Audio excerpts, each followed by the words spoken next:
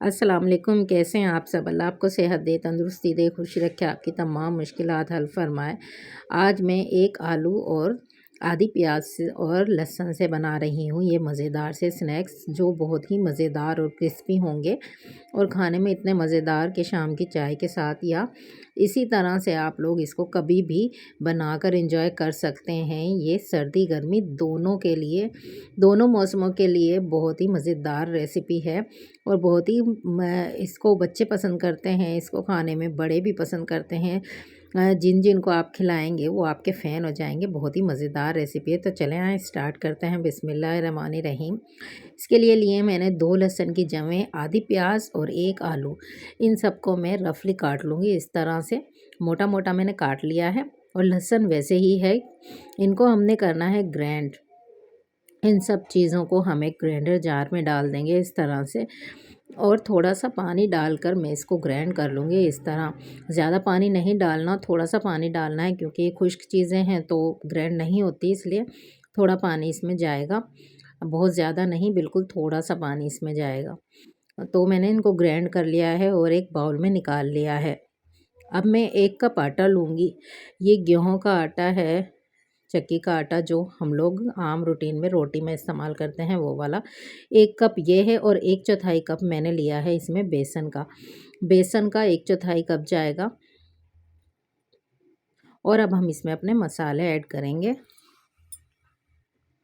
तो हाफ़ चम्मच इसमें हस्बे ज़ायक़ा जाएगा नमक, जितना चाहे आप डालें, हस्बे ज़ायक़ा हो। और इसमें 1/4 चम्मच जाएगी हल्दी की और इसमें आधा चम्मच जाएगा कुटी हुई लाल मिर्च का और 1 चम्मच इसमें जाएगी कसूरी मेथी। इसको हाथ पे मसल के डाल लीजिएगा। मैंने मसल के रखी हुई थी ये। और आधा चम्मच इसमें मैं डालूँगी कुटा भुना ज़ीरा और कुटा भुना धनिया और काली मिर्च। ये तीनों चीज़ें मैंने इकट्ठी पीस के रखी हुई हैं भूनकर, तो ये मैंने डाल दी हैं। इसका बहुत अच्छा फ्लेवर आता है इस स्नैक्स में। तो इन सब चीज़ों को हम कर लेंगे मिक्स। बस इतने ही इंग्रेडिएंट्स जाएंगे इसमें। बहुत ही आसान रेसिपी है, बहुत ही मज़ेदार रेसिपी है। अगर आप लोग एक दफ़ा बनाएंगे तो आपके किचन में मौजूद सामान से ये हमेशा ही आप लोगों का दिल चाहेगा कि हम ये बनाएं। बहुत ही मज़ेदार से ये जो है स्नैक्स बनकर रेडी होते हैं कच्चे आलू के। तो इस तरह से हमने एक डो बनानी है। देखें ये मेरा जो बैटर है वो पतला रह गया है, तो मैंने हाफ़ कप इसमें आटा और ऐड किया है। आप आटे की जगह जो है इसमें डाल सकते हैं मकई का आटा भी डाल सकते हैं अगर आपके पास अवेलेबल हो, या फिर आप जो है इसमें बेसन भी और ऐड कर सकते हैं। मैंने आटा डाला है और अब मैंने इसमें 2-3 चम्मच ऑयल के डाल दिए हैं और अब इसको भी मैं अच्छे से गूंद लूँगी, मिक्स कर लूँगी अच्छे से। इसका आटा बना लेंगे, ना ही ज़्यादा सख्त और ना ही ज़्यादा पतला। जिस तरह से हम आटा गूंदते हैं उसी तरह से हम इसकी डो बना लेंगे इस तरह से। अब हम थोड़ी सी हाथ पे जो है ऑयल ग्रीस करेंगे, दोनों हाथों पे ऑयल लगा लेंगे अच्छे से और जो है थोड़ा सा बिल्कुल उठाएंगे हम इसको आटे को और इसको जो है इस तरह से पतला सा करेंगे और इस तरह से इसकी जो है पिन्नियाँ बना लेंगे। इस तरह से इसको रोल कर लेंगे, जिस तरह से हम जो है पराठे के पेड़े बनाते हैं ना, तो उस तरह से हमने इसको हाथ पे रोल करना है। और जो है इस तरह से हमने एक दफ़ा और बना के मैं आपको दिखाती हूँ। इस तरह से हम इसको रोल कर लेंगे अच्छे से। बस जस्ट इस तरह से हमने बनानी है। और ये देखिए मैंने सारी बनाकर इसमें डाल दी हैं, कुछ और भी रह गई हैं वो भी बनाऊंगी आहिस्ता आहिस्ता। तो ये देखें इनको करना है हमने हल्की आंच पे फ्राई। ये ज़्यादा आंच जो है तेज़ नहीं करनी है, इसमें हल्की आंच पे फ्राई करना है ताकि अंदर तक के अच्छे से पक जाएं और क्रिस्पी हो जाएं। ये अगर अंदर से नहीं पके तो इनको खाने में मज़ा बिल्कुल भी नहीं आएगा, इसलिए हमने इसको हल्की आंच पे ही फ्राई करना है। तो ये देखें थोड़े से रह गए थे, जगह भी खाली है तो मैं इसमें और डाल देती हूँ। तो इस तरह से मैंने ये सारे डाल दिए हैं और बाकी के जो है वो दूसरी बैच में मैं बनाऊँगी। पहले इनको हम फ्राई कर लेते हैं इस तरह से। जब ये नीचे से थोड़ा सा पक जाएं फिर हमने इनको पलटना है दूसरी साइड पे।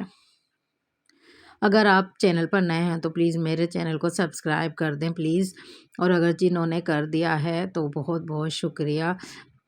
मेरे चैनल को सब्सक्राइब कर दें, लाइक किया करें, शेयर किया करें रेसिपी को, और कमेंट्स किया करें मेरी रेसिपी पे, बताया करें कि आपको कैसी लगी ये रेसिपी।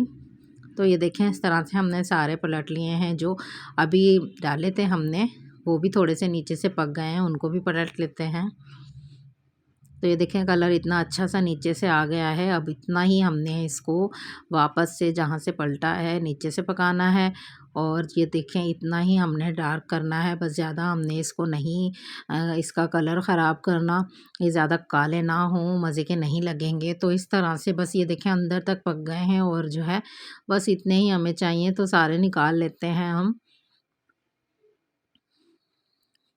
तो ये देखिए हमारे स्नैक्स बनकर रेडी हो गए हैं। इतने मज़ेदार हैं, इतने जो हैं ये इसमें बिल्कुल लाइट मिर्चें जो हैं हमने डाली हैं। और जो है ये शाम को आप चटनी के साथ या फिर रायते के साथ या केचप के साथ आप लोग इसको एंजॉय कर सकते हैं। चाय बनाएं और फिर आप लोग ये भी बना लें, साथ के साथ मेहमान आ जाएं तो फटाफट इस तरह की चीज़ें बन जाती हैं। घर में ही सारी चीज़ें अवेलेबल होती हैं।